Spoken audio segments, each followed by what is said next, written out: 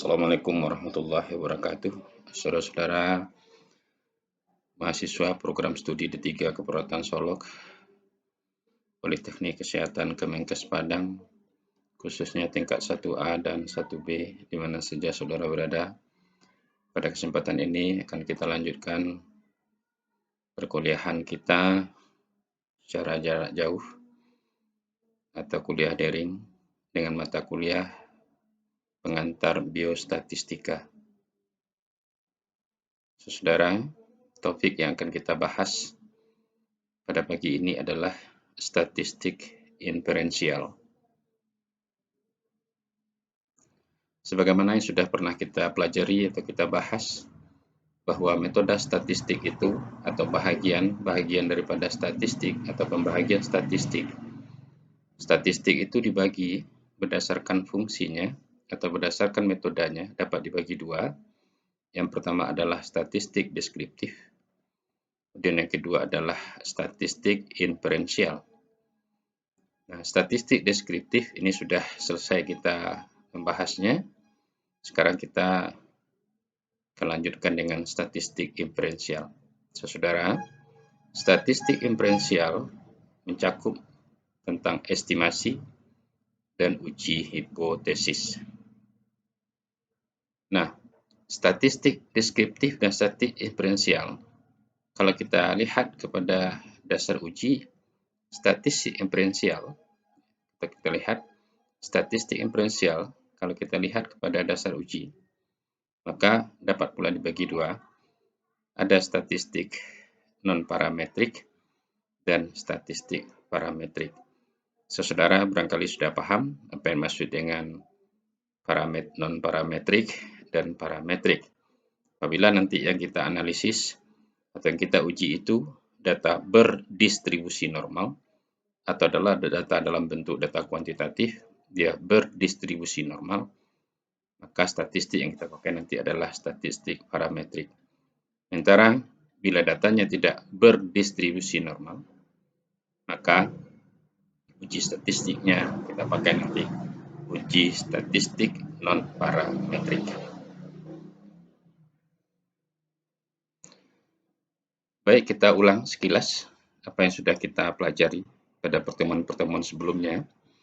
Statistik deskriptif adalah statistik yang digunakan untuk menggambarkan atau menganalisis suatu statistik hasil penelitian, tetapi tidak digunakan untuk membuat kesimpulan yang lebih luas, atau artinya tidak ada generalisasi, atau tidak ada penarikan kesimpulan atau inferensi. Statistik inferensial, statistik digunakan untuk menganalisis data sampel. Perhatikan saudara baik-baik. Statistik inferensial adalah statistik yang digunakan untuk menganalisis data sampel. Dan hasilnya akan digeneralisasikan atau diinferensikan untuk populasi di mana sampel itu diambil. Masih ingat saudara, skema-skema sudah pernah saya sampaikan kepada saudara, ada populasi, lalu kita tarik sampel, dari sampel itu nanti kita lakukan pengukuran, lakukan pengumpulan data, kita lakukan analisis deskriptif, hasil angka yang dihasilkannya, atau indeks yang ada pada hasil analisis deskriptif itu kita sebut dengan istilah statistik. Sementara kalau populasi, yang kita ukur langsung, data kita kumpulkan pada populasi, kemudian kita analisis, kita lakukan analisis deskriptif, indeks atau angka yang muncul itu kita sebut dengan parameter. Kemudian, statistik menduga parameter apa yang ada pada populasi. Saat itu namanya kita melakukan generalisasi atau data yang ada pada sampel digeneralisasikan ke populasi. Statistik yang kita gunakan saat itu kita sebut dengan statistik inferensial. Ya. Saudara, statistik inferensial dapat dibagi menjadi dua jenis, yaitu parametrik, parametrik dan non-parametrik. Ringkasnya, yang parametri ini berhubungan dengan data kuantitatif yang berdistribusi normal. Apabila nanti kita melakukan analisis atau uji statistik, datanya tidak berdistribusi normal, maka saat itu kita menggunakan statistik non-parametrik. Saudara, jadi parametrik untuk data berdistribusi normal, kemudian non-parametrik untuk data yang tidak berdistribusi normal.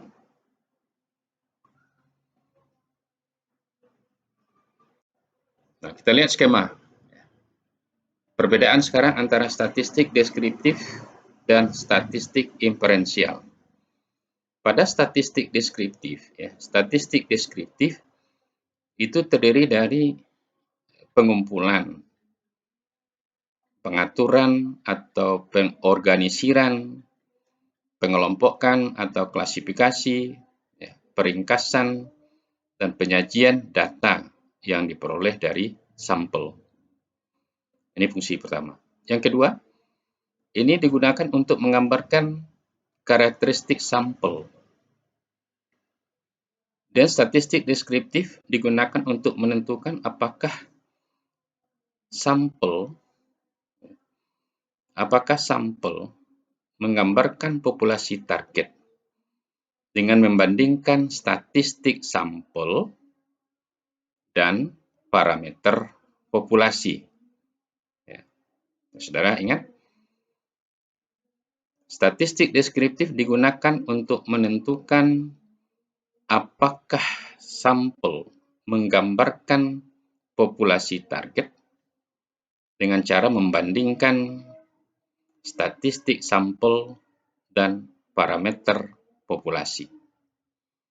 Sekarang kita lihat statistik inferensial. Lebih rincinya, terdiri dari pegeneralisasian dari sampel ke populasi, atau statistik digeneralisasi ke parameter. Kemudian pembentukan estimasi, uji hipotesis, menentukan hubungan antar variabel, dan membuat prediksi.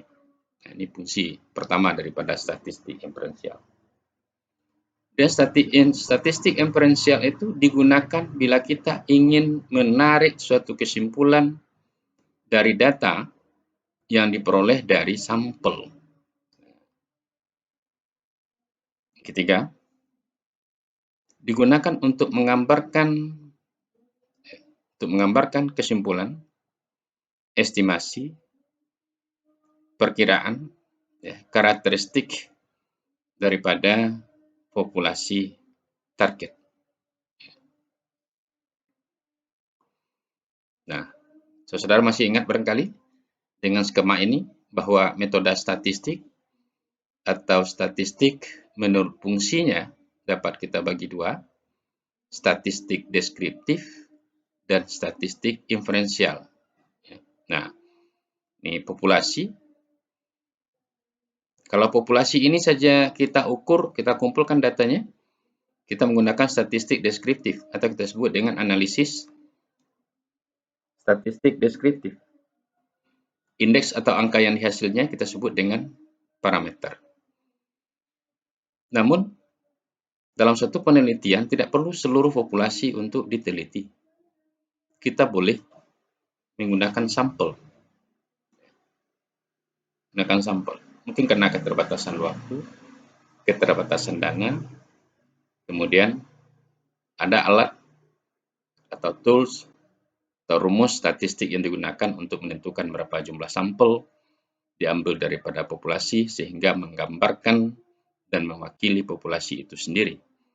Nah, saudara, bila data sampel atau karakteristik dan variabel yang ada pada sampel ini yang mewakili populasi atau menggambarkan populasi ini kita ukur, kita kumpulkan datanya, lalu kita analisis. Saat itu kita menggunakan statistik deskriptif atau analisis deskriptif.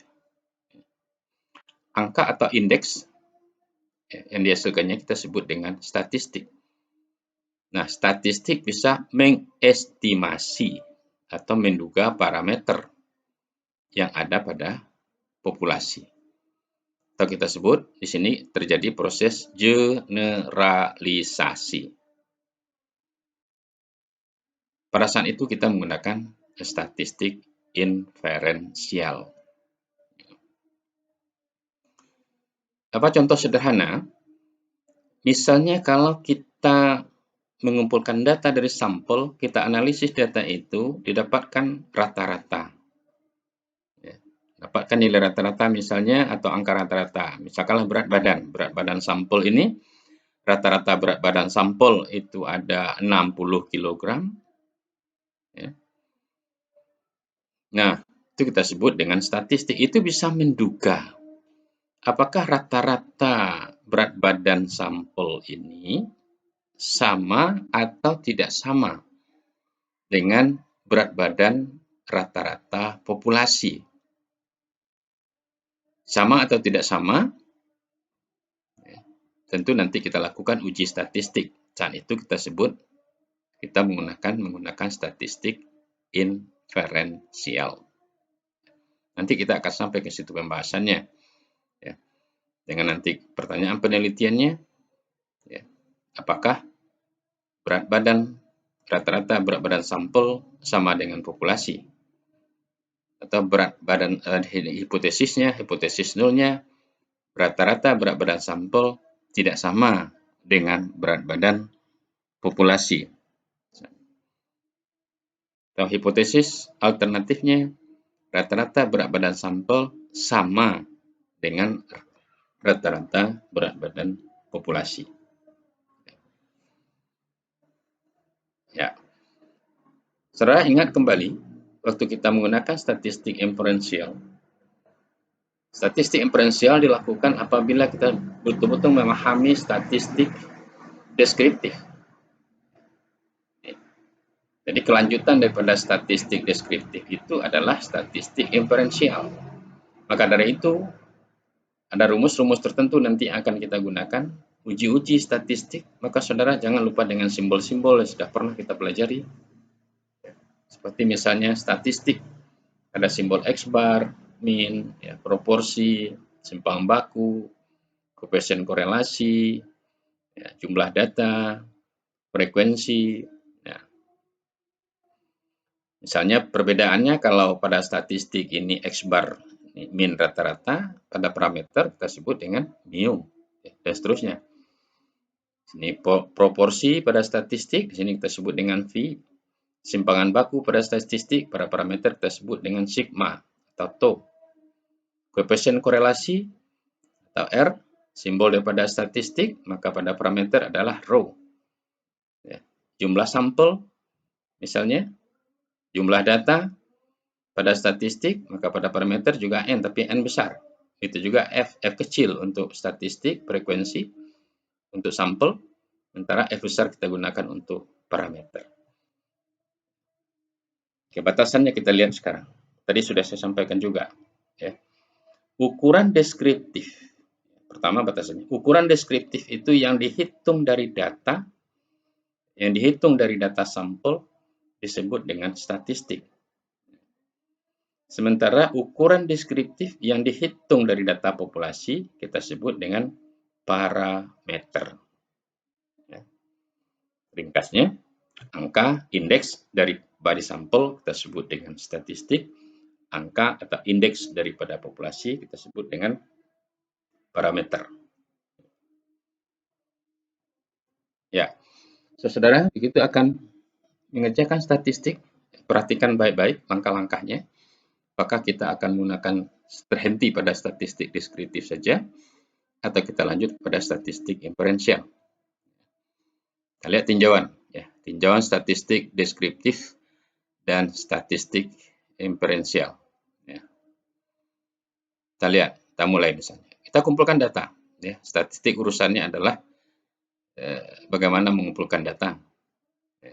Kemudian bagaimana mengolah, bagaimana menganalisis, bagaimana mengambil suatu kesimpulan. Nah, data yang sudah kita kumpul, lalu kita kelompokkan.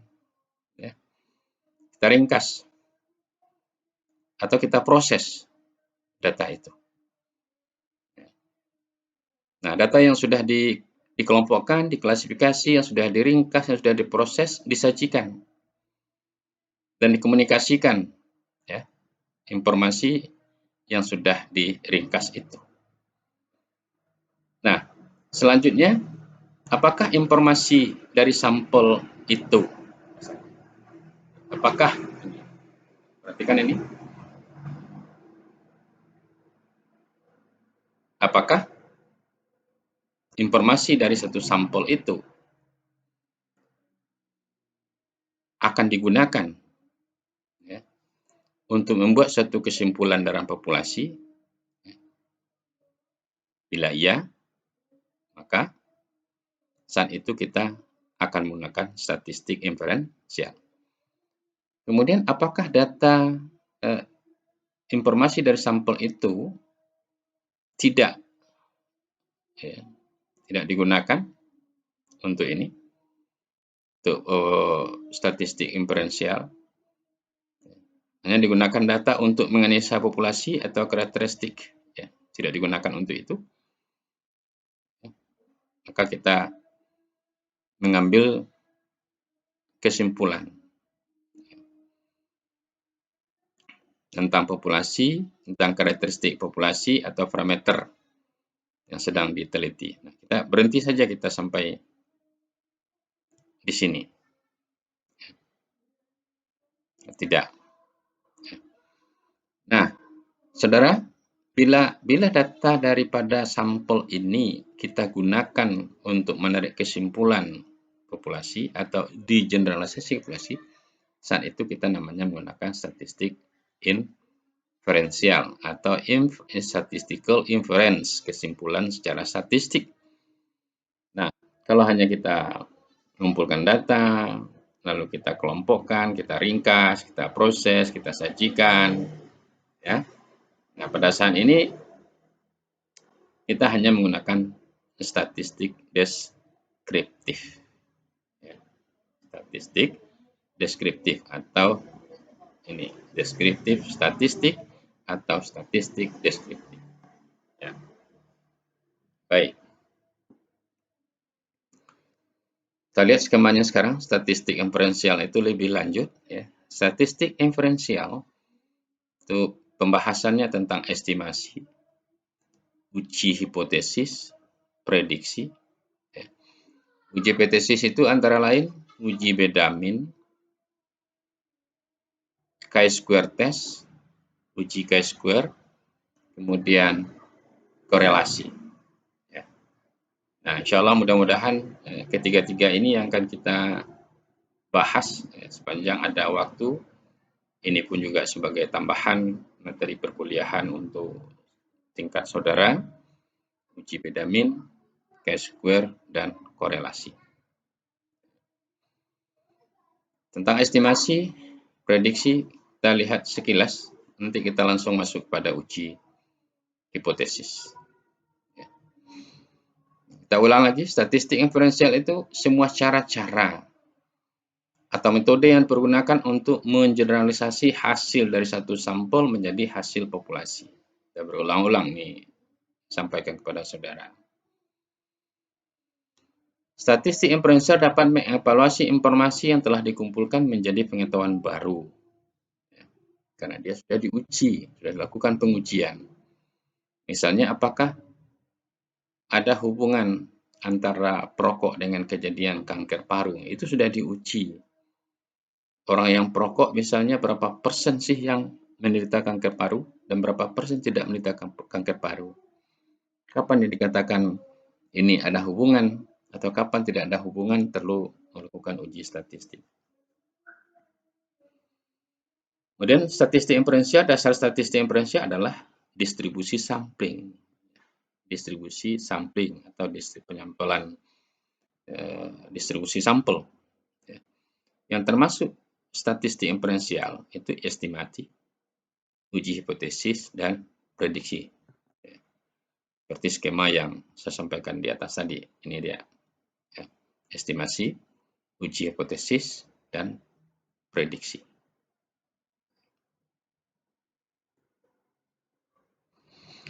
Estimasi itu apa? Estimasi dasarnya ingin mengetahui nilai populasi dari sampel yang telah diambil. Tadi sudah saya katakan bahwa estimasi menduga parameter. Estimasi sama dengan suatu metode untuk memperkirakan nilai populasi atau parameter dengan nilai sampel atau statistik. Proses estimasi ini ada populasi, kemudian nah, populasi ini setiap anggota populasi memiliki kesempatan yang sama untuk dipilih menjadi sampel. Katakanlah sampel itu sampel acak. Saudara sudah tahu istilahnya, sudah saya sampaikan kepada saudara, pengambilan sampel ada yang secara probabilitas dan ada secara non-probabilitas. Ya. Kalau yang secara probabilitas artinya semua populasi ini punya peluang untuk jadi sampel. Ya. Acak pun nanti ada acak sederhana, kemudian ada acak secara sistematis. Ya. Ada simple random sampling, pengambilan sampel secara acak sederhana, atau systematic random sampling, pengambilan sampel acak secara sistematis. Nah, ini kita ukur sampel ini, kita analisis. Angkanya kita sebut dengan statistik. Statistik ini bisa mengestimasi, memperkirakan parameter yang ada pada populasi. Misalkan di sini misalnya pada populasi itu min-nya atau mu-nya tidak diketahui. Lalu keseluruhan populasi ini atau dari keseluruhan populasi ini kita ambil sebahagian yang betul-betul menggambarkan mewakili populasi, lalu kita cari min-nya. Ya. Bagaimana kita ngambil sampel di sini? Tentu dengan random sampel, ya. Sampel acak. Kita cari nilai rata-rata misalnya atau S-bar, misalnya ketemu 50. Maka kita punya tingkat keyakinan 95% rata-rata atau mu yang ada pada populasi berkisar antara 40 dan 60. Umpamanya di sini misalnya didapatkan angka rata-ratanya 60 atau 59 misalnya atau 45. Sama tak? Apakah sama dengan 50? Nanti kita uji. Ujinya adalah uji beda min. Samakah min sampel dengan min populasi? Ya, samakah min sampel dengan mu yang ada populasi atau tidak sama? Nanti kita melakukan uji beda min. Ya, estimasi itu saudara ada estimasi titik dan ada estimasi interval. Estimasi titik itu min sampel, ya, proporsi sampel bandingkan nanti dengan min populasi, kemudian dengan proporsi populasi. Kemudian estimasi interval kepercayaan terhadap min, interval kepercayaan terhadap proporsi yang ada pada sampel dan juga ada pada populasi. Oke, estimasi titik selalu berada dalam estimasi interval. Ya. Estimasi titik itu misalnya satu angka saja. Ya. Ini kita tidak akan bahas. Ya. Saya mau langsung saja ke uji hipotesis. Ya. Itu yang perlu bagi kita.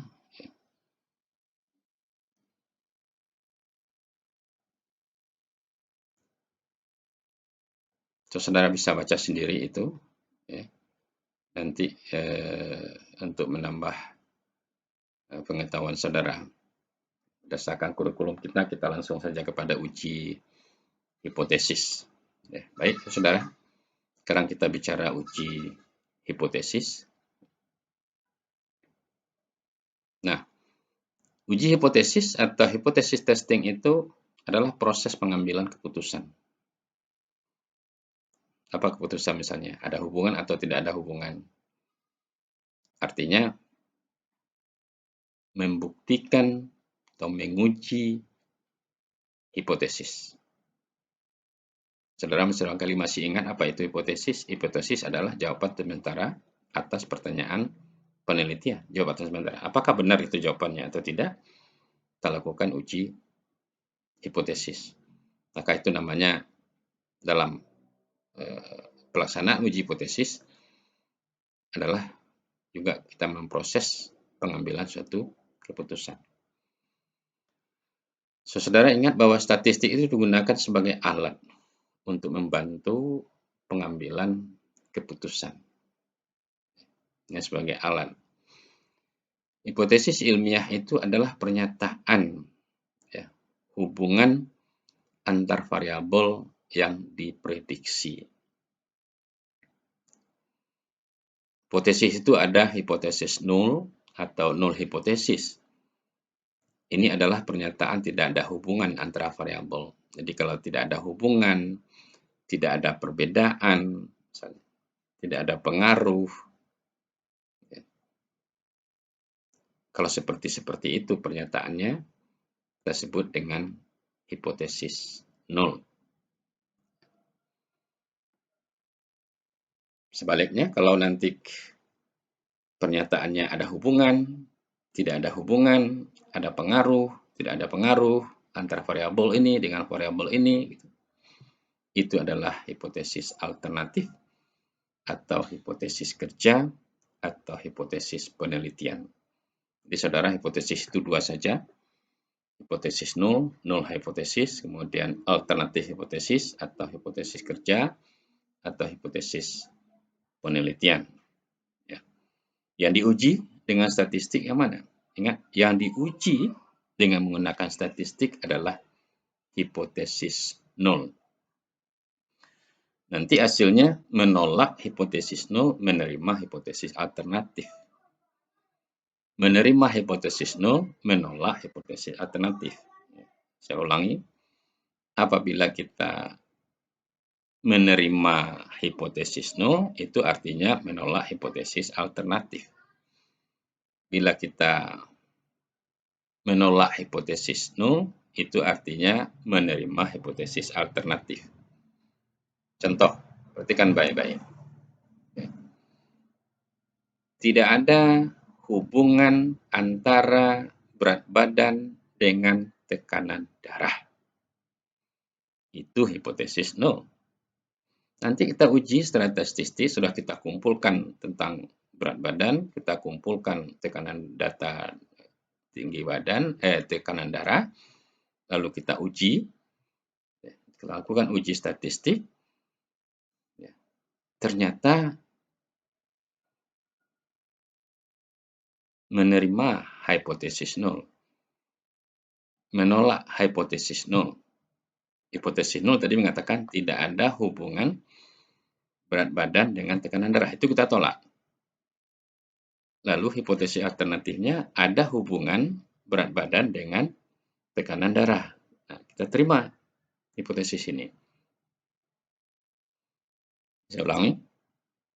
Bila kita menerima hipotesis nol, itu artinya menolak hipotesis alternatif. Bila kita menolak hipotesis nol dengan uji statistik, itu artinya adalah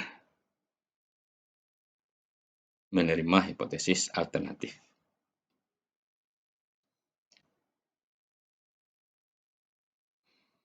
Konsep umum uji statistik, uji hipotesis atau uji statistik.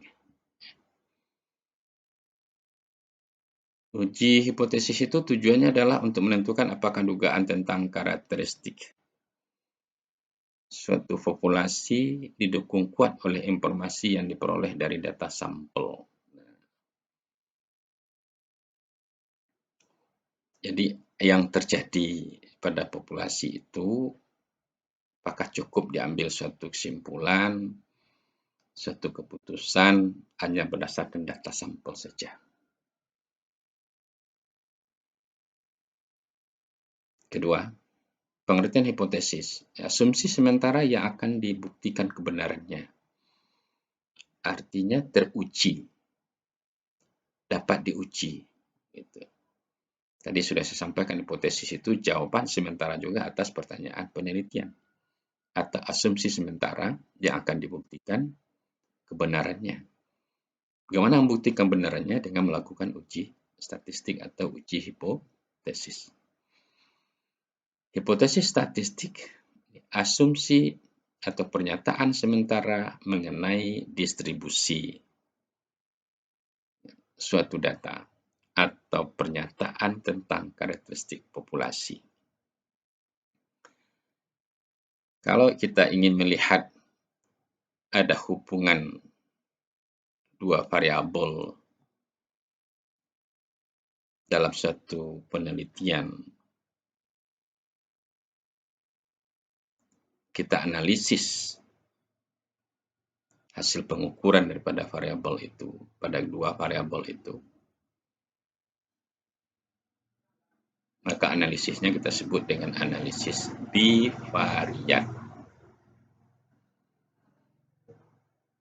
Umpamanya tadi masalah berat badan, ini variabel satu berat badan, variabel kedua tekanan darah, ada dua variabel yang kita analisa, bahkan kita uji hubungan ada atau tidak. Dan itu kita sebut dengan analisis bivariat atau ada dua variabel. Kita sudah pernah mempelajari waktu topik pembahasan kita tentang pengolahan data, ada analisis univariat, itu artinya satu variabel yang kita analisis. Kemudian ada analisis bivariat, itu adalah dua variabel yang kita analisis. Kemudian analisis multivariat, lebih daripada dua variabel yang kita analisis. Tapi ingat saudara, sebenarnya analisis bivariat tidak saja ada pada statistik inferensial, tapi juga ada pada statistik deskriptif.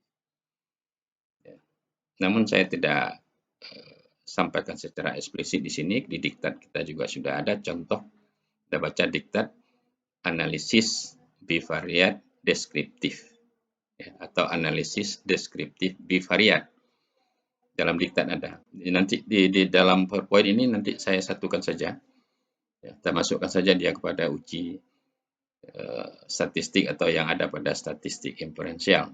Karena contohnya itu adalah hubungan dua variabel yang disajikan pada dua data, lalu kita lihat pada hubungan variabel disajikan dalam satu tabel, misalnya ya berapa persen angka-angkanya itu kita lihat, kita hubungkan, itu namanya adalah analisis bivariat. Ya.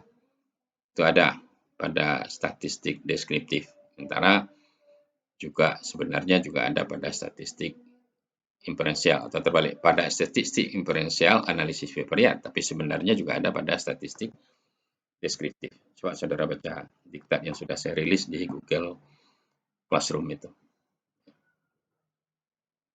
Saudara, di dalam suatu penelitian kita membuktikan kebenaran suatu pernyataan hipotesis. Setelah kita lakukan uji hipotesis ini, rupanya benar,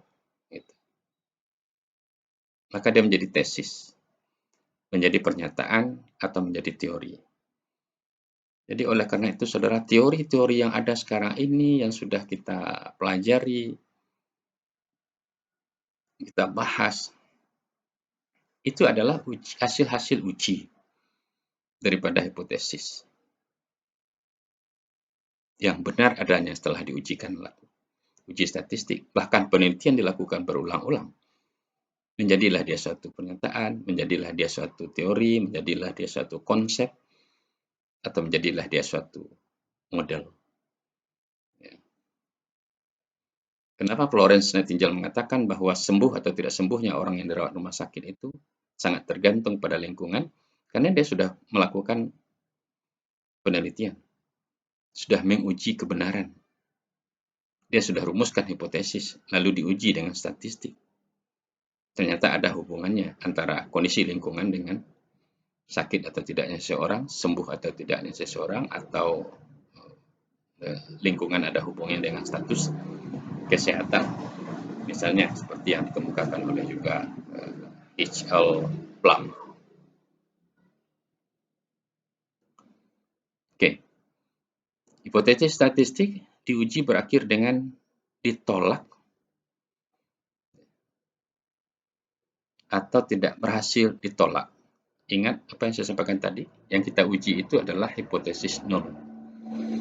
Akhirnya menolak hipotesis nol atau gagal menolak hipotesis nol.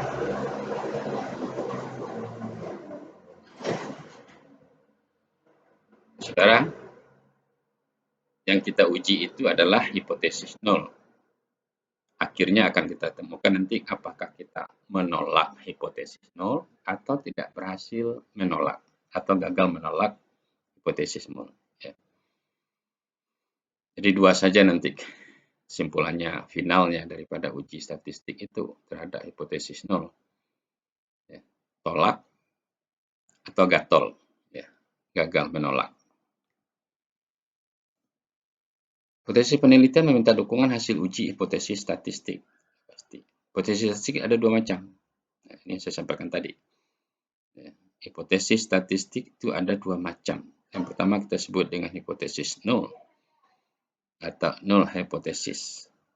Kita simbolkan dengan, kita pendekkan dengan HO atau H0.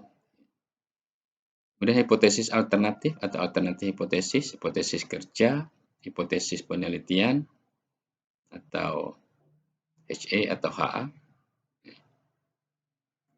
Nah, hipotesis nol dan hipotesis alternatif dua hal yang mutually eksklusif atau saling meniadakan. Salah satu harus terjadi. Nah, yang saya katakan tadi.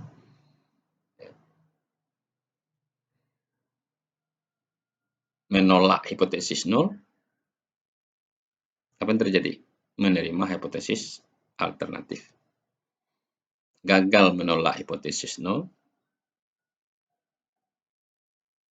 artinya menolak hipotesis alternatif. Jadi salah satu harusnya terjadi, tidak bisa kedua-duanya terjadi. Ini yang kita sebut dengan istilah mutually eksklusif. Hipotesis A0 adalah hipotesis yang diuji. Ya, ini sudah saya sampaikan tadi. Ingat, yang diuji apa? Hipotesis 0. Ya.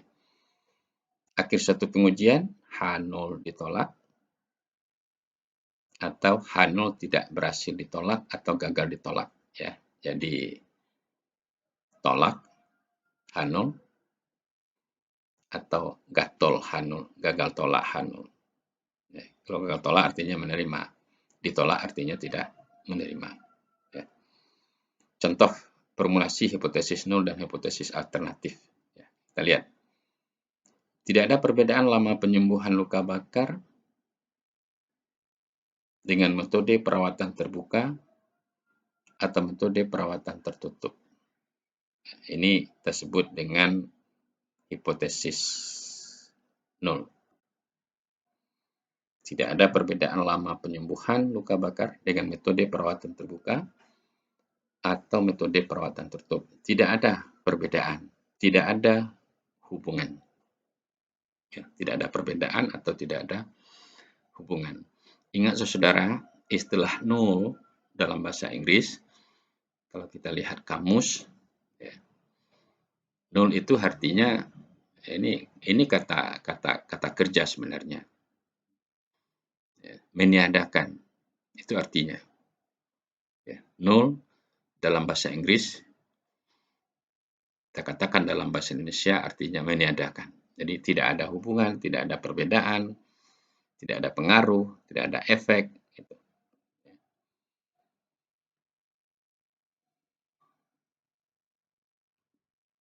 Contoh yang kedua, tidak ada perbedaan lama penyembuhan memakai obat A atau obat B. Tidak ada perbedaan.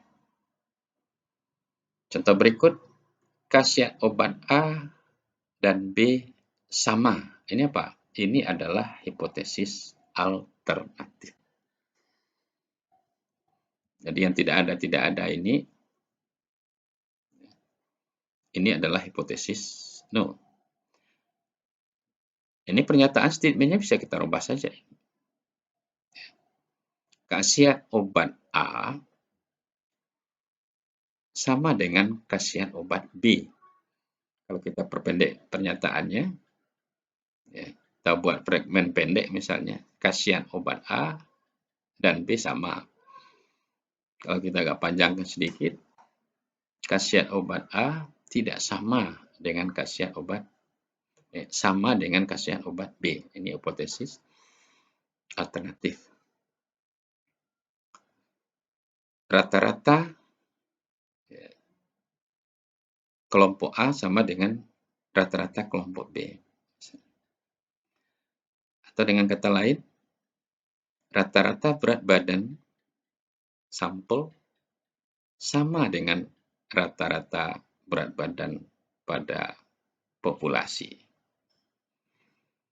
Nah, kalau kita pendekkan saja, rata-rata berat badan sampel dan populasi sama. Jadi saudara tidak ada perkataannya kata-kata tidak ada, tidak ada, tidak ada. Kalau tidak ada itu ada satu statement yang menghubungkan dua variabel.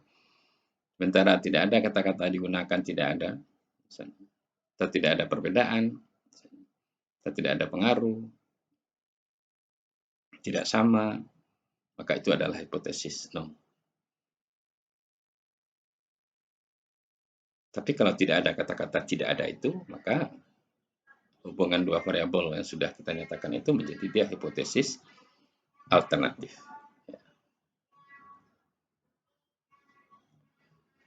Saudara, dalam suatu uji hipotesis terlihat bahwa pernyataan tidak ada perbedaan. Ini dua hal yang akan diuji.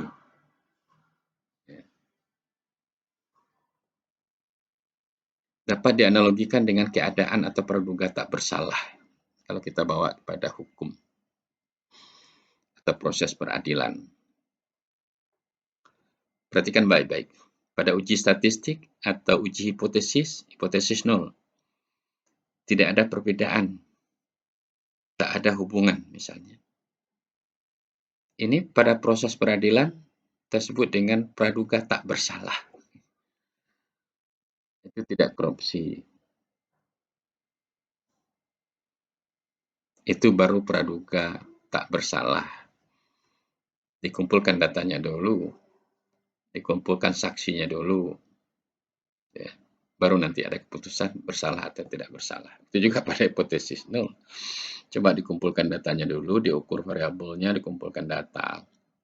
Ya. Jadi diuji. Hipotesis alternatif pada uji statistik ada perbedaan atau ada hubungan. Nah, proses peradilan mengatakan ada praduga tak bersalah. Kemudian ada dugaan bersalah. Apakah ia bersalah atau tidak bersalah? Ini perlu data. Perlu diuji di pengadilan, perlu disidangkan. Itu juga dengan uji statistik, ada hubungan, tidak ada hubungan, ada perbedaan atau tidak ada perubahan, perlu data. Perlu ada pengukuran, penelitian, untuk mengumpulkan data pada variabel nanti diuji. Ya. Nah, tentu ada standar untuk menolak ini. Itu namanya alfa. Standar untuk menolak H0 atau hipotesis null itu kita sebut dengan alfa, kesalahan. Kita yakin betul bahwa betul-betul itu tidak ada hubungan, itu keyakinan kita 95%. Tapi alfa 5% atau 0,05. Nah, ini alfa sudah umum dipakai di bidang kesehatan. atau di dunia keperawatan kita. Ya. Pada proses peradilan, standar menolak praduga itu keterangan saksi-saksi. Nah, atau kita menggunakan standar menolak H0 adalah alfa. Ingat, waktu kita belajar distribusi normal, tingkat kepercayaan, confidence interval misalnya, atau confidence level, tingkat kepercayaan kita 95%, alfa kita adalah semakin nanti nilai peluang kecil, semakin kecil dia daripada alfa, maka tingkat keyakinan semakin bertambah. Nah, gitu. Semakin bertambah yakin. Ya. Nanti kita buktikan dalam uji-uji statistik bagaimana menggunakan istilah alfa itu nanti. Pada uji statistik itu ada inference salah, ya, kesimpulan salah. Kesimpulan kita buat itu salah. Itu kita sebut dengan error tipe 1. Ini menyimpulkan data perbedaan. Pada proses peradilan, putusan salah, menghukum orang tak bersalah. Jadi hati-hati saudara dalam melakukan penelitian, ini betul-betul data itu kita kumpulkan dengan benar, data itu harus valid, tidak bias, data itu harus reliable, ya, up to date. Baru benar nanti hasil uji kita, baru benar kita mengambil suatu kesimpulan. Kalau tidak, nanti sebenarnya kalau kita kumpulkan data yang betul, ada hubungan. Ternyata karena saudara atau kita mengumpulkan data, ternyata setelah diuji kita tidak ada hubungan. Sama halnya dengan proses peradilan. Ya. Mengumpulkan data tidak lengkap, saksi-saksi tidak benar, pun saksi-saksi ini disumpah misalnya. Ada saksi yang memberatkan, semuanya memberatkan semua, padahal kasusnya tidak berat. Kasusnya ringan, atau kasusnya diada-adakan misalnya. Ini artinya menghukum orang tidak bersalah. Kemudian RTP kesalahan 2 atau error tipe 2 ini menyimpulkan tidak ada perbedaan.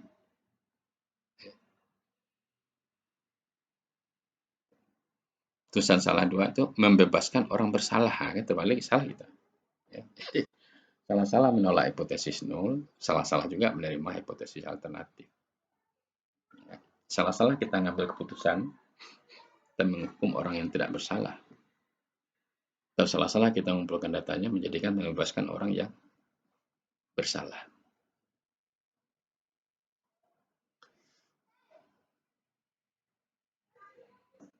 Nah, kesalahan itu saudara, kalau ingin membuktikan suatu hipotesis salah atau benar harus diteliti populasi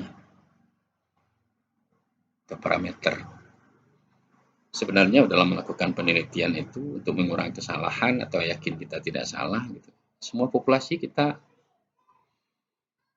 kumpulkan datanya, kita teliti. Tapi persoalannya waktu, dana atau budget keuangan tidak memungkinkan, masih bisa kita mengambil sampel. Persoalannya tentu tidak 100% benar-benar populasi itu mewakili daripada populasi. Paling bagi kita hanya 95% yakin itu.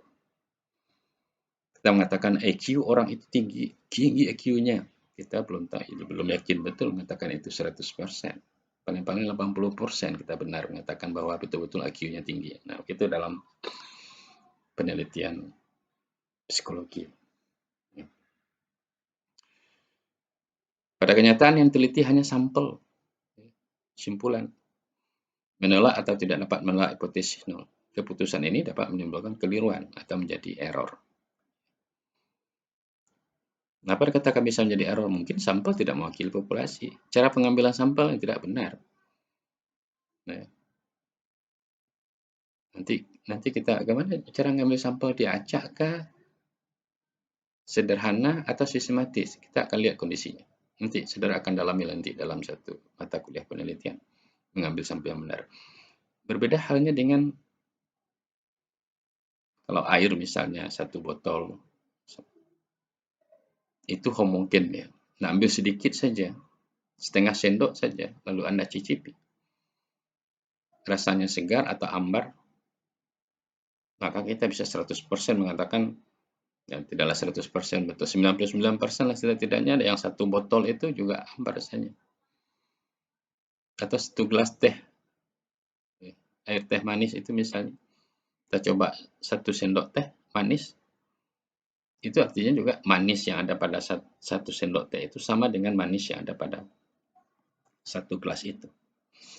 Nah, homogen. Nah, ada 2 macam error yang dapat terjadi. Ini sudah tipe 1 alfa, P2 kita sebut dengan beta. Ya. Ini 2 macam error dalam uji hipotesis. Ya. Hipotesis 0, benar. Kalau ini benar, artinya diterima juga benar putusannya. Bila ditolak, ya, kita menolak hipotesis 0, itu kesalahan tipe 1 kita semua. Bila hipotesis 0 itu salah, ya, ini diterima error tipe 2. Ya, ditolak, ini akan menjadi benar. Apa maksudnya, saudara? Error tipe 1 alfa itu kesalahan yang terjadi apabila dari hasil pengujian sampel kita menolak hipotesis yang ada, hakikatnya adalah menerima. Ya kan?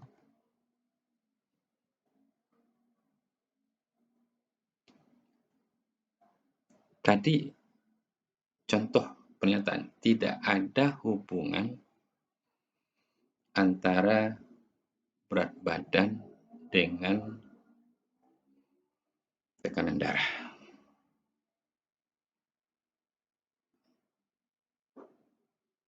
Kesalahan yang terjadi apabila dari hasil pengujian sampel kita menolak hipotesis, kita tolak hipotesis ini. Oh, tidak benar.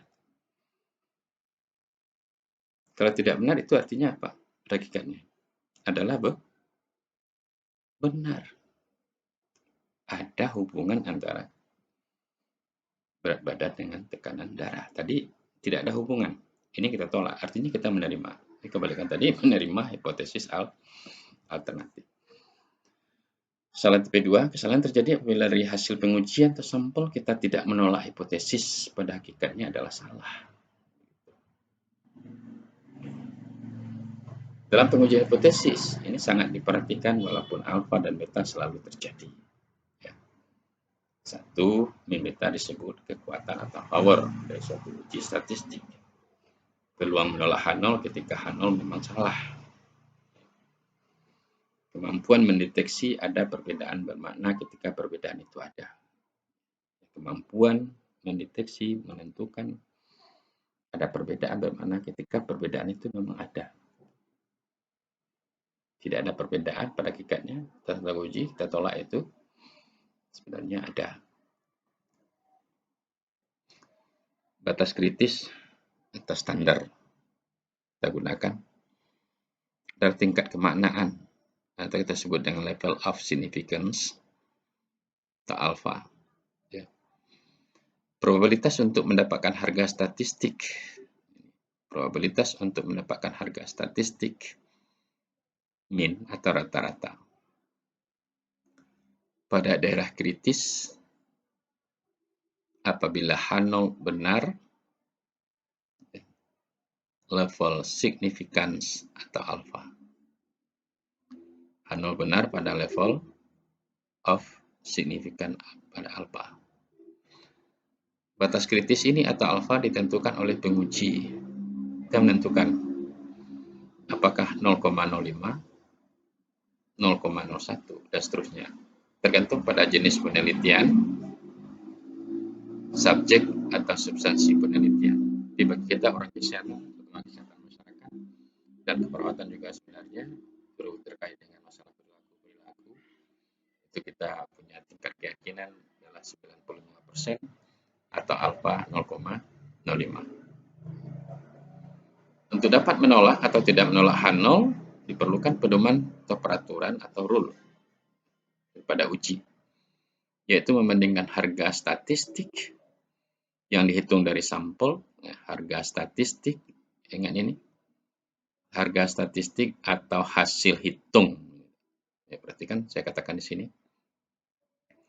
Harga statistik atau hasil hitung yang dihitung dari sampel tersebut dengan p-value, probability value, nilai peluang. Ini saudara akan semakin salah kalau mengatakan nanti nilai P itu artinya nilai peluang. Jangan nanti disambung nilai p-value, salah dia. Nilai peluang nilai jadinya. Di p-value ini pendek daripada probability value, nilai peluang. Dengan parameter yang dihipotesiskan yaitu alfa. Jadi kita bandingkan nanti adalah ini harga statistik, nilai peluang dengan nilai alfa. Itu kita bandingkan. Ya. Apabila nanti nilai peluang yang kita temukan itu kecil daripada alfa, sama atau kecil dengan alfa, itu artinya kita menolak hipotesis nol. Ingat baik-baik, ini ada di bawah ini. Nah, kita teruskan dulu sebentar. Kalau ada obat A dan obat A dan obat B yang diuji oleh dokter tadi, yang perbedaannya 20 hari dan 15 hari. Ya, kalau perbedaan ini cukup kecil, maka H0-nya tidak ditolak. Kalau perbedaan ini cukup kecil, maka H0-nya tidak ditolak. Sedangkan kalau cukup besar, maka H0 ditolak. Artinya perbedaan itu cukup bermakna atau signifikan. Kalau angka absolut yang kita gunakan ini enggak berapa lah, ini obat ini bekerja 18 hari efektif, 15 hari efektif, enggak begitu besar perbedaan. Nah, pedoman tes ini persentase luas kurva normal. Ya, luas kurva normal itu 1. Ingat saudara, bila p-value kecil atau sama dengan alfa, H0 ditolak. Nanti bila harga statistik p-value-nya kita dapatkan besar daripada alfa, H0 tidak dapat ditolak, artinya diterima. Jadi kalau ringkasnya, kecil tolak H0, besar terima.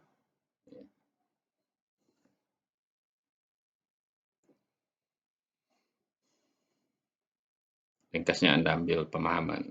Bila kecil ini tolak. Tolak H0-nya apa? Ini tolak H0-nya. Bila besar nanti p-value-nya besar, p-value-nya kecil atau sama daripada alfa, H0 ditolak. Apabila p-value-nya besar daripada H0 tidak dapat ditolak, artinya diterima.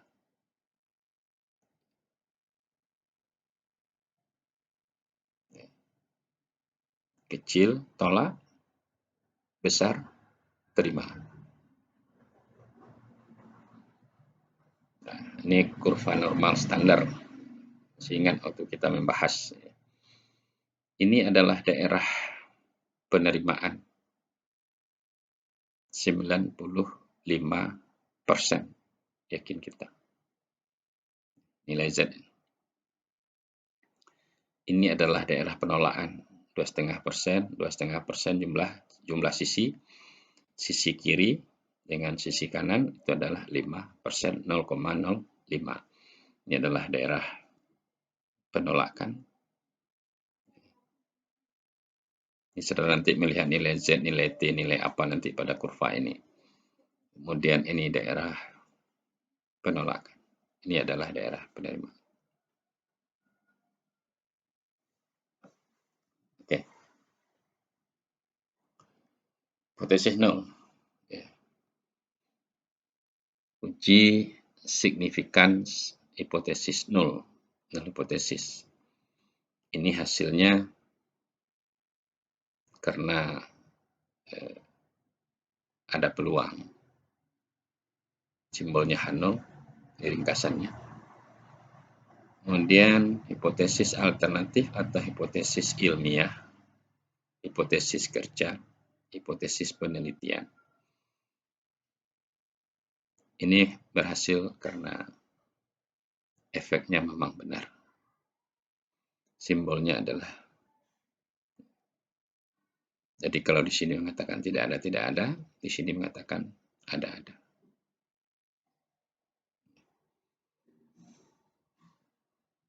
Penilaian misalnya, diasumsikan H0 itu benar. What is the probability of chance? Berapa sih peluang yang didapatkan dari data yang kita kumpulkan itu? Berdasarkan data. Kesimpulannya,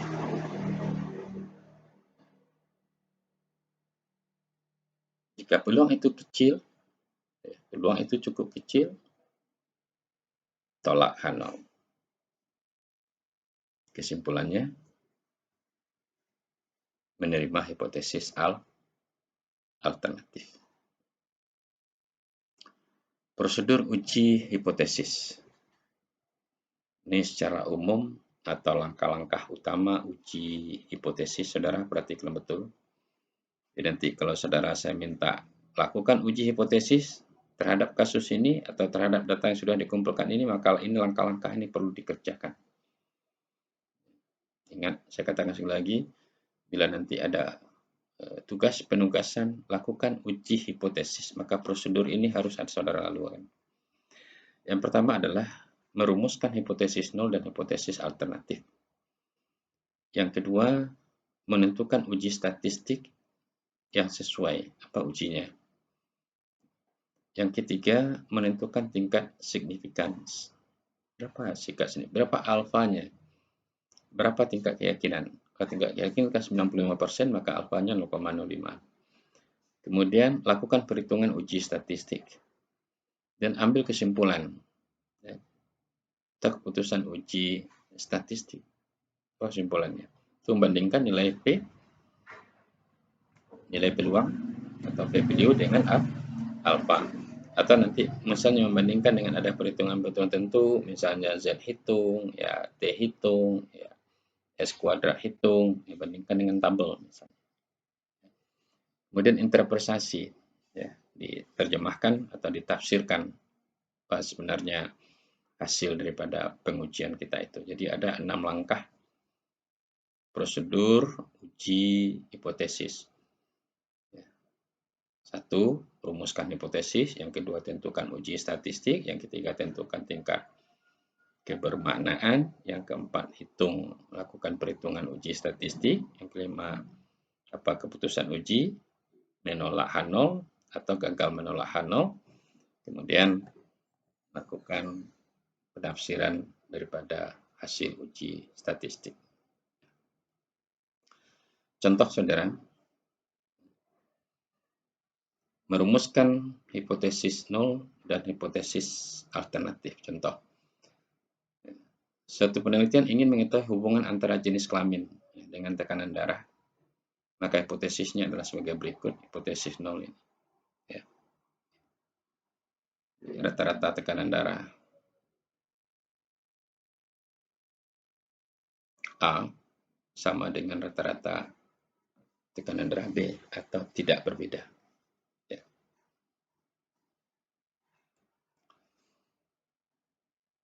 Tidak ada perbedaan tekanan darah antara laki-laki dan perempuan, atau tidak ada hubungan antara jenis kelamin dengan tekanan darah. Hipotesis alternatifnya, ada perbedaan min tekanan darah antara laki-laki dan perempuan, atau ada hubungan antara jenis kelamin dengan tekanan darah. Ada perbedaan berat badan bayi antara mereka yang dilahirkan dari ibu yang merokok dengan mereka yang dilahirkan dari ibu yang tidak merokok. Ya. Dari hipotesis alternatif akan diketahui apakah arah uji statistik one till atau two till. Ya. Ingat istilah ini, one till satu sisi. Atau bahasa lain dalam buku statistik ada juga yang menulisnya satu ekor. Nah, ekor seperti kera itu ada ekornya panjang, itu ekor namanya. Two till, dua sisi, atau dua ekor. Sistem lain one side atau B-side, ya, satu sisi atau dua sisi. Nah, arah uji hipotesis alternatif, wantil satu arah atau satu sisi. Apalagi kita lain istilah lain, satu ekor. Nah, bila hipotesis alternatif menyatakan perbedaan di mana hal yang satu lebih tinggi atau rendah dari hal yang lain. Ini namanya uji satu sisi.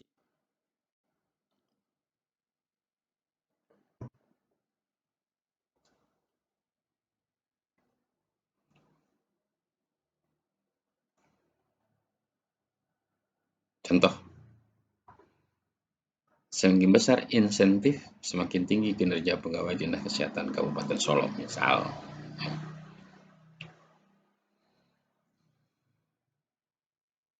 Uji dua arah atau dua sisi atau tutil, hipotesis alternatif yang menyatakan ada perbedaan tanpa melihat apakah yang satu lebih tinggi dari hal yang lain. Misalnya ada perbedaan antara pemakaian obat oral kontrasepsi dengan kejadian kanker payudara.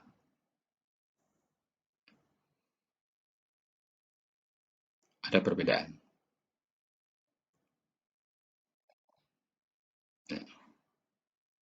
Ini dua sisi. Jadi alfanya ini 0,05 dibagi 2. Satu sisi adalah 0,025. Ya. Ingat ini nanti melihat dalam tabel apakah ini uji dua sisi atau dua sisi. Tabel itu nanti akan disajikan ada yang satu sisi, ada yang dua sisi.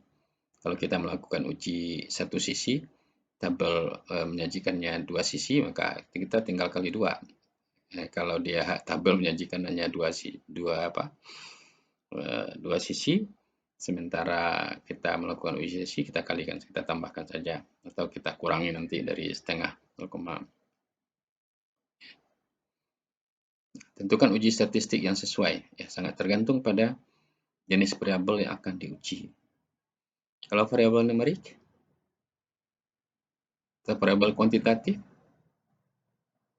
datanya berdistribusi normal, dan mau melakukan ada ujian perbedaan antara satu kelompok dengan kelompok lain, taruhlah nilai rata-rata, maka yang betul adalah uji T misalnya. Apakah uji T independen? Apakah uji T independen? Dan yang kedua tergantung pada jenis data, apakah dependen atau independen. Nah, kalau misalnya saya mau menguji perbedaan nilai saudara sebelum kuliah sudah kuliah, itu namanya dependen. Nilai-nilai siapa? Nilai saudara sebelum kuliah. Kemudian nilai siapa lagi? Masih nilai juga saudara setelah kuliah. Nanti saya bandingkan. Ya, atau saya membandingkan nilai pretest dengan nilai post-test. Itu namanya dependen itu. Tapi kalau saya membandingkan nilai tingkat 1A, rata-rata nilai tingkat 1A, saya bandingkan dengan nilai rata tingkat 1B, itu namanya independen. BAS. Atau nilai rata-rata mahasiswa program studi keperawatan Solok, saya bandingkan dengan mahasiswa UMI misalnya, itu independen. Tapi kalau data kelompok itu juga yang kita banding-bandingkan, yang akan kita uji, itu namanya lah dependen, terikat. Ya. Jenis distribusi data populasinya apakah mengikuti distribusi normal atau tidak? Ini yang saya katakan tadi. Bila normal distribusinya, ujinya apa? Statistik apa yang kita gunakan? Statistik parametrik. Bila data tidak berdistribusi normal atau tidak mengikuti distribusi normal, maka ujinya adalah, atau statistik yang kita gunakan adalah statistik non-parametrik. Ya.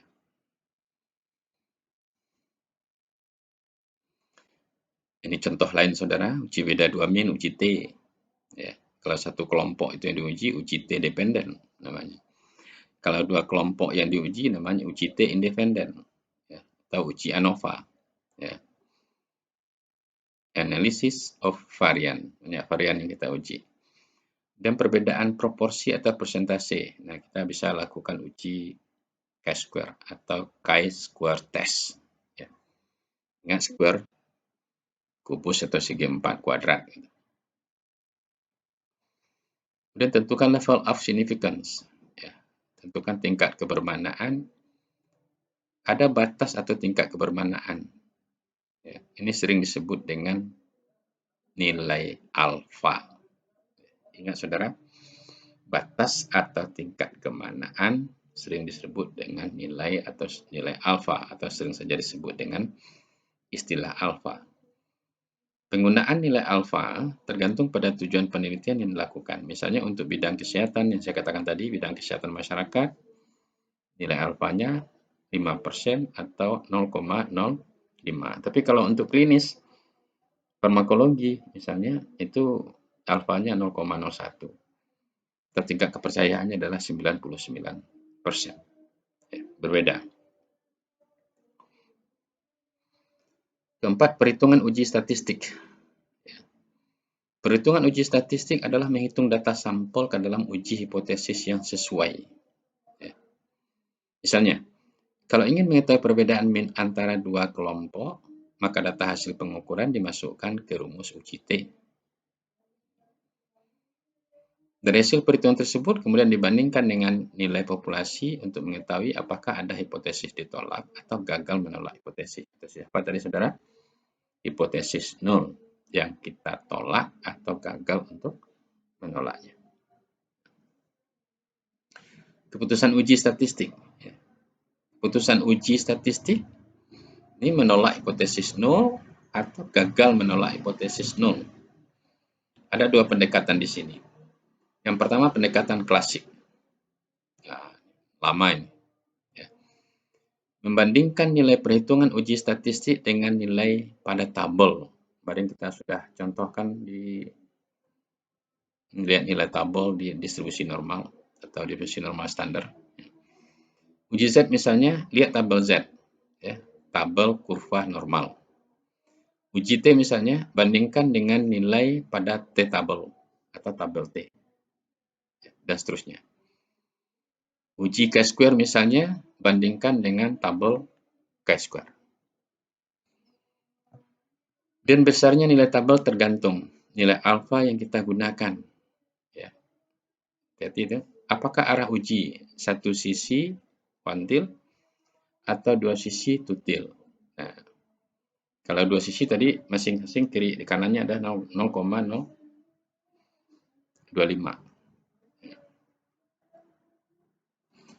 Pendekatan probabilistik. Nah, ini yang terbaru, menggunakan program komputer misalnya FIMPO, ya, SPSS, dan lain-lain. Ya, insyaallah mudah-mudahan nanti saudara akan belajar ini di TK2. Program komputer dapat menampilkan nilai V. Jadi kita hitung-hitung, kita masukkan entry datanya ke komputer, lalu kita analyze, kita analisa. Itu ada menu-menunya, tapi dengan catatan saudara tentu paham secara manual. Ya. Komputer hanya sebagai alat memudahkan dalam perhitungan. Compute menghitung, komputer alat hitung, sama dengan calculate. Calculate menghitung, calculator alat hitung. Ya. Dan nilai P kita bandingkan saja dengan nilai alfa. Jadi dalam putusan uji ada pendekatan klasik dan ada pendekatan probabilistik. Pendekatan probabilistik ini langsung saja dia mendapatkan nilai P. Kalau pendekatan klasik ini kita bisa menentukan nilai P-nya dengan melihat tabel-tabel tertentu. Ya. Nah, tentu alangkah baiknya saudara menggunakan pendekatan probabilistik, tetapi memahami betul tentang pendekatan klasik ini.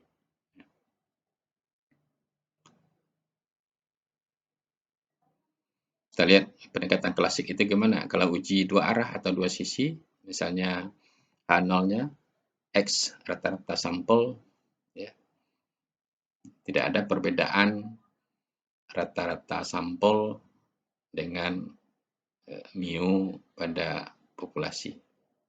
Tidak ada perbedaan. Hipotesis alternatifnya rata-rata sampel tidak sama dengan rata-rata populasi atau mu. Pada uji ini menggunakan uji dua arah.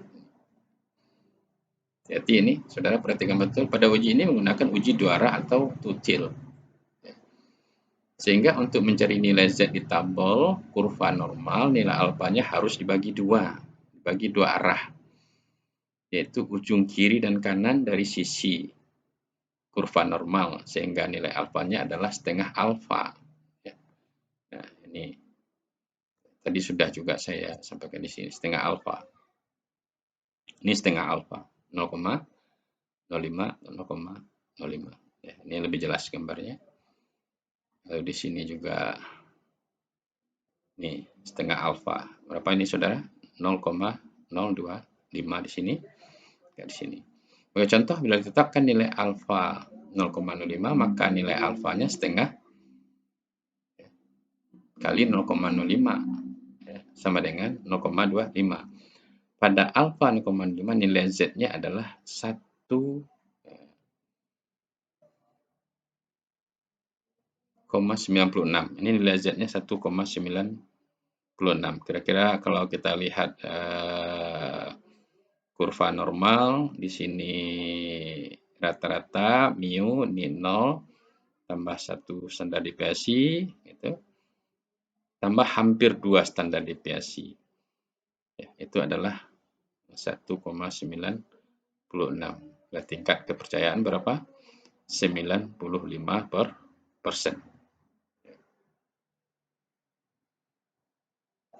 Oke, perhatikan di sini baik-baik ya. Jadi sebagai contoh, bila ditetapkan nilai alfa 0,05, maka nilai alfa sebenarnya itu adalah setengah dari alfa sama dengan 0,25. Ya. Pada alfa 0,25 nilai Z-nya adalah alfa 0,5 nilai Z-nya adalah 1,96.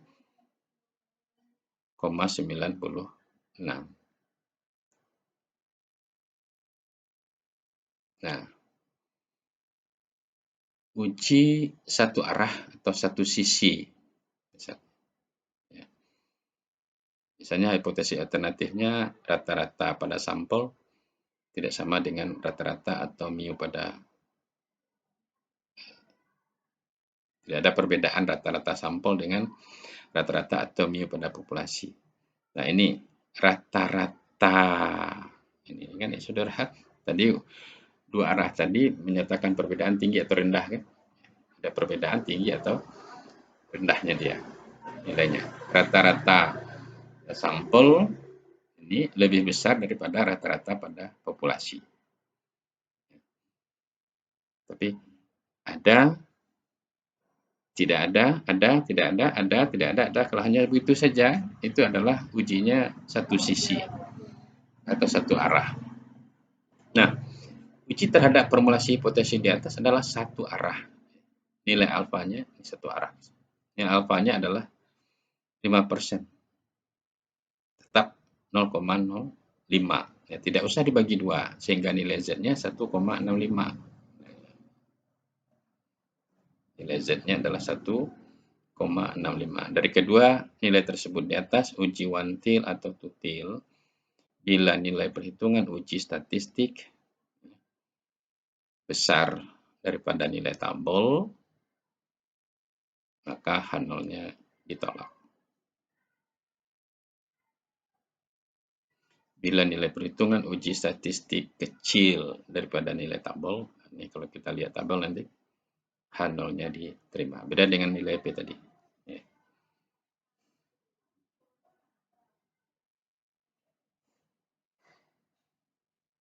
Oke. Ini kesimpulan nanti dari kedua uji tersebut. Perhatikan, bila nilai perhitungan uji statistik besar dari nilai tabel, H0 ditolak. Ini perhitungannya. Ya. Bila nilai perhitungan uji statistik kecil daripada nilai tabel, ini H0-nya diterima. Ya. Berbeda dengan simpulan tadi yang kita sebut kalau kita lihat nilai P-nya. Nah, apabila value sama atau kecil daripada alfa, H0-nya ditolak. Di sini bila value besar daripada alfa, H0-nya tidak dapat ditolak, artinya diterima. Nah, sementara di sini perhitungan-perhitungan statistik, kalau nilai kita lihat nilai tabel saja. Nah, misalnya hitung X kuadrat, hitung besar daripada X kuadrat tabel, H0 ditolak. Nah, itu contoh. Bila X kuadrat hitung misalnya kecil daripada X kuadrat tabel, H0-nya diterima. Oke. Pendekatan probabilistik ini menggunakan program komputer. Tadi sudah saya sebut, LP-Import, SPS, dan lain-lain. Program komputer dapat menampilkan nilai V, dan nilai V-nya bisa kita lewatkan nilai V-nya langsung. Ya, nilai V membandingkan dengan nilai alfa untuk putusan uji. Bila nilai V ini kecil atau sama dengan nilai alfa, maka putusan adalah H0 ditolak. Bila nilai V besar daripada alfa, maka putusan uji 0 diterima atau gagal ditolak. Jadi karena pendekatan probabilistik, pendekatan peluang, namanya, ini menggunakan program komputer, kita langsung bisa melihat nilai P-nya. Oke. Ingat, nilai P dua arah, artinya 2 kali nilai P satu arah. Ingat ya, nilai P dua arah itu artinya sama dengan 2 kali nilai P satu arah. Nilai P atau V value. Ya. Menunjukkan besarnya peluang salah menolak. Hipotesis 0, H0 dari data penelitian. Ya. Nilai besarnya peluang hasil penelitian, misalnya ada perbedaan min atau proporsi terjadi karena kebetulan atau by chance. Harapan kita nilai P sekecil mungkin. Kalau nilai P kecil, maka perbedaan yang ada pada penelitian terjadi bukan karena faktor kebetulan. Betul-betul ada. Jenis-jenis uji hipotesis, saudara. Kita masuk sekarang pada jenis-jenis uji hipotesis. Pertama adalah menguji beda min satu sampel. Ya.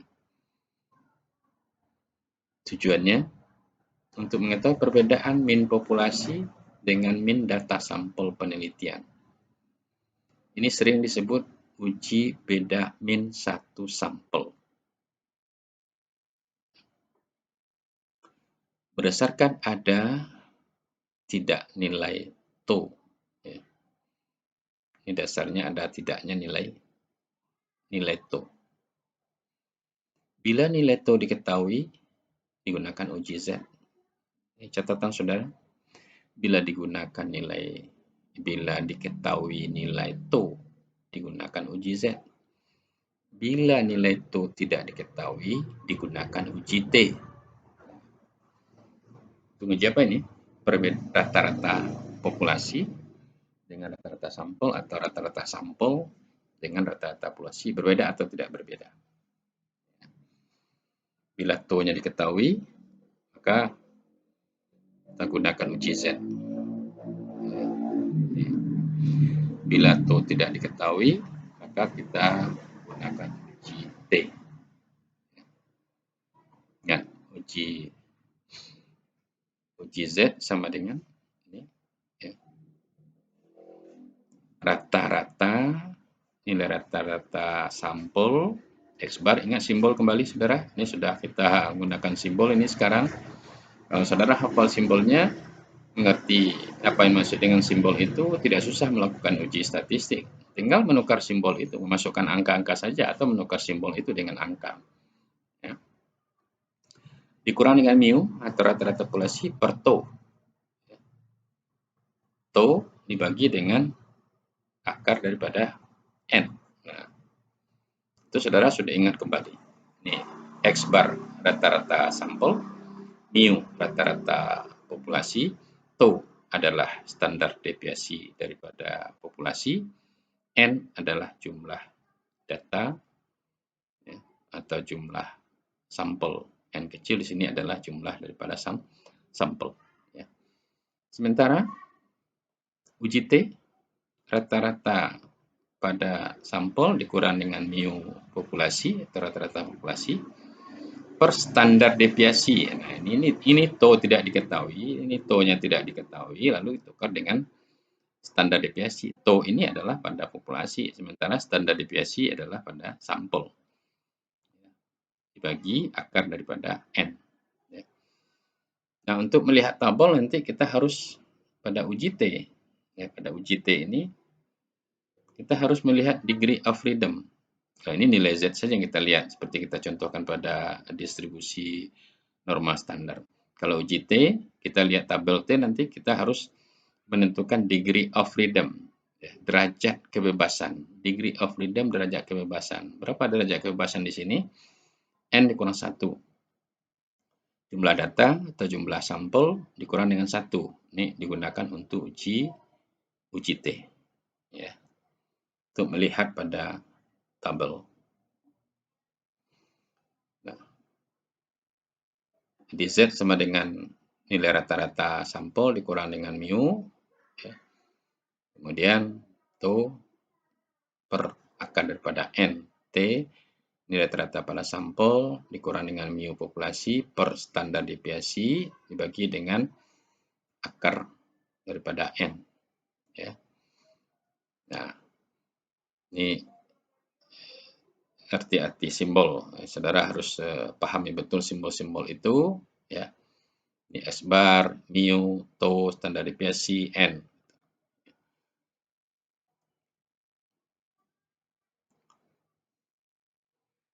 Contoh persoalan.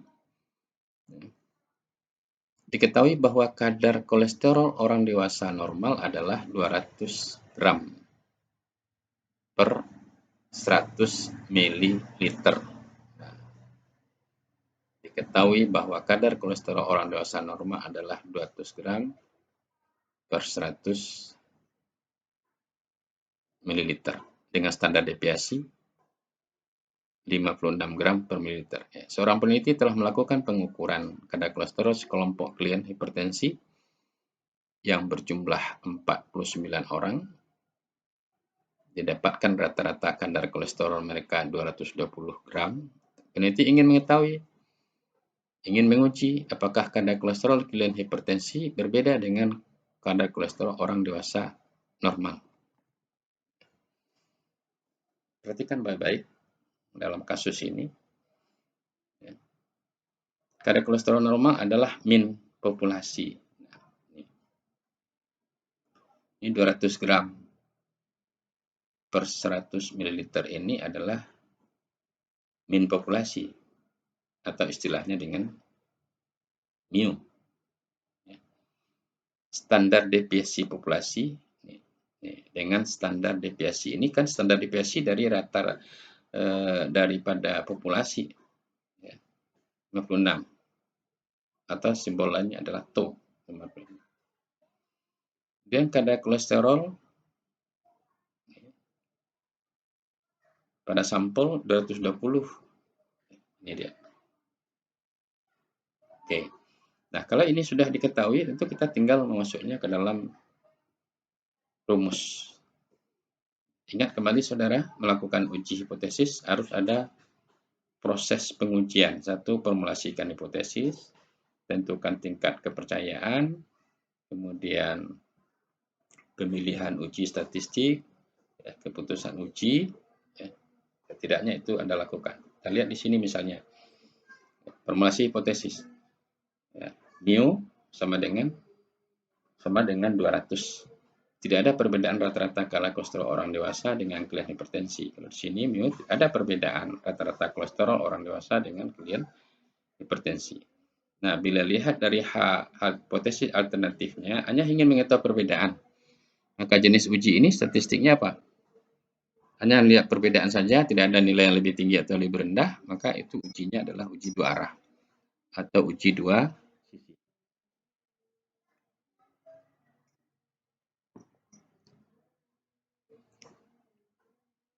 Nah, tingkat kepercayaan batas kebermanfaatan uji statistik ini digunakan 5% atau alfa 0,05. Ya, pemilihan uji statistik apa?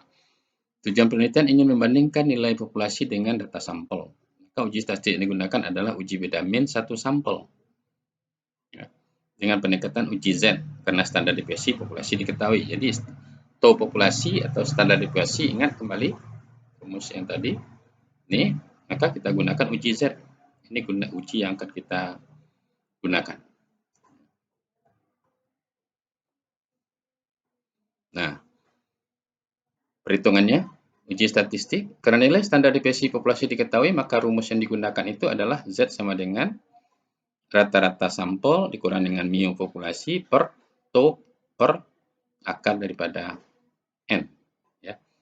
Ini berapa itu Z sama dengan 220. Ini rata-rata sampel dikurang rata-rata atau mu populasi 200, kemudian per 56, ini standar tau, nilai tau, standar deviasi populasi tadi, per akar daripada 49, karena jumlah sampelnya tadi adalah 49 sama dengan 2,5. Ya. Maka saudara, keputusan uji statistik pendekatan klasik, kita lihat tabel nanti, uji hipotesis adalah dua arah. Telah ditentukan alfanya 0,05, maka alfanya harus dibagi dua. Ya, karena di dua arah tadi kan, kalau satu arah, alfa tidak kita bagi dua, cukup kita gunakan 0,05. Tapi kalau dia dua arah, alfanya kita bagi dua, si kiri kanannya adalah 0,025. Untuk mencari nilai Z di tabel kurva normal, maka angka peluang yang dicari itu adalah, nah, ini setengah, ya, dikurang 0,025. Ya. Sediakan pada tabel ini tadi. Nah, ini. Ini kejadiannya 1, semua ini 1, lalu ini adalah setengah alfa. Ya. 0. Ini kan satu kesatuan satu, porsinya ini 1. Ya, jadi 1 ini adalah setengah kurang 0,025. Ya.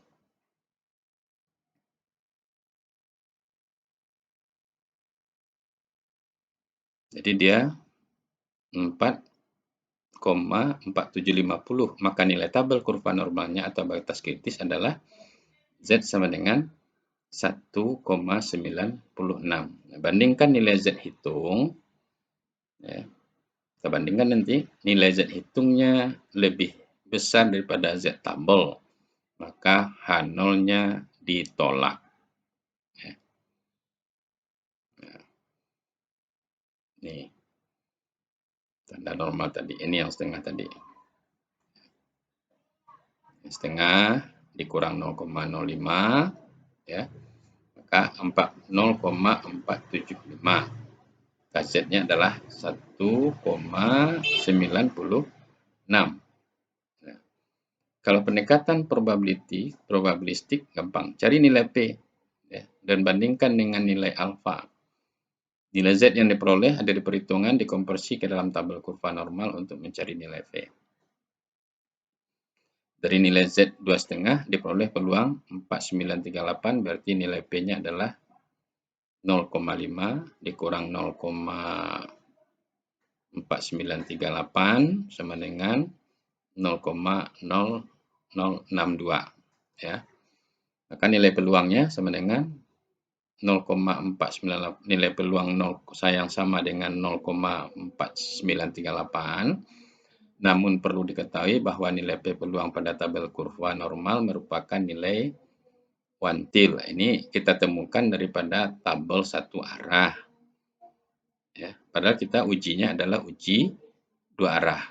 Ya, sedangkan uji ini adalah tutil atau dua arah. Ya, lihat hipotesis alternatif, lihat alternatifnya. Maka nilai V untuk uji ini adalah 2 kali 0,0662. Ini digunakan saja 3 desimal. Ya, sama dengan 0,122. Jadi nilai P-nya berapa? Sama dengan 0,012. Kalau kita gunakan 3 desimal. Nah, kita bandingkan nilai V dengan alfa 0,05. Ya, maka nilai V kecil daripada alfa, maka H0 ditolak. Ini kita lihat kepada nilai P-nya. dengan pendekatan probabilistik P kecil daripada alfa, maka H0-nya ditolak ya. Sementara tadi di sini nilai Z hitung besar daripada Z tabel, H0-nya ditolak ya. Saya sudah simpulkan itu. Jadi pada uji perhitungan uji statistik dibandingkan dengan tabel, apabila hasil hitungan besar daripada tabel, maka H0-nya ditolak. Sementara untuk pendekatan probabilistik ini, kalau lihat pada V-nya nilai alfanya, V value-nya, bila V value kecil daripada alfa, maka H0-nya baru ditolak. Demikian dapat disimpulkan bahwa pada alfa 0,05 secara statistik, kadar kolesterol pilihan hipertensi berbeda dibandingkan dengan kadar kolesterol orang dewasa normal dengan V value 0,012. Nah, tadi yang kita uji adalah hipotesis 0, tidak ada perbedaan. Ya, sekarang ternyata dengan melihat pendekatan probabilistik dan pendekatan ini ada perbedaan. Maka ini artinya kita menolak hipotesis 0, menerima hipotesis alternatif.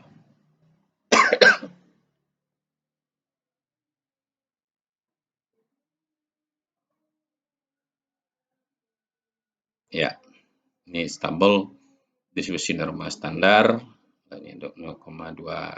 Kalau ini Z 0,5, ini adalah setengah kurang, lihat di sini.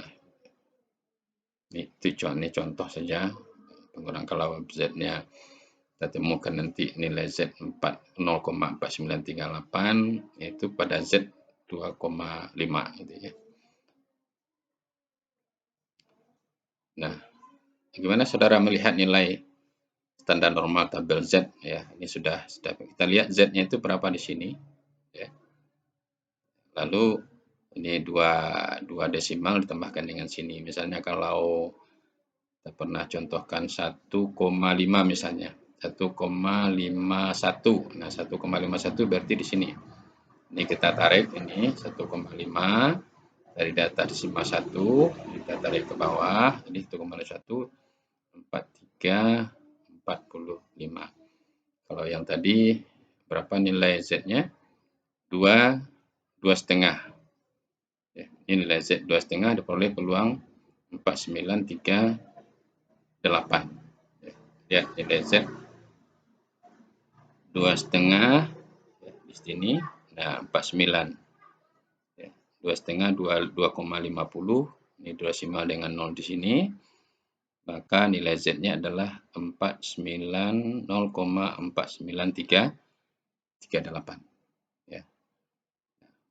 Jadi, saudara, begitu caranya kita melakukan perhitungan uji statistik rata-rata populasi, rata-rata sampel atau membandingkan rata-rata sampel dengan rata-rata populasi. Apabila tau-nya diketahui, maka kita gunakan uji Z, dan apabila tau-nya tidak diketahui, ya, standar deviasi yang kita ketahui, maka dilakukan uji T. Ya, prosesnya sama, prosedur sama, cara melihat tabel nanti tentu kita melihat tabel T kalau kita melakukan uji T. Ya. Saya kira itu yang dapat saya sampaikan pada kesempatan ini, saudara. Saudara baca terus lagi ya, ke bawah ya. Di PowerPoint tidak susah. Bila ada hal-hal yang tidak saudara mengerti ya, tentang uji hipotesis, ini juga ada uji beda proporsi atau datanya tidak unsur atau datanya tidak data numerik menggunakan data kategorik. Saudara bisa pelajari langsung saja tukar angka-angka ini atau rumus-rumus ini dengan angka. Yang penting saudara mengerti dengan simbol-simbol ini. Ya, silakan dalamnya lagi. Insyaallah setelah ini kita akan lakukan tanya jawab. Apa yang perlu saudara tanyakan, kita diskusikan secara bersama-sama. Ya, demikian saja yang bisa saya sampaikan. Atas perhatian saudara, saya ucapkan terima kasih. Assalamualaikum warahmatullahi wabarakatuh.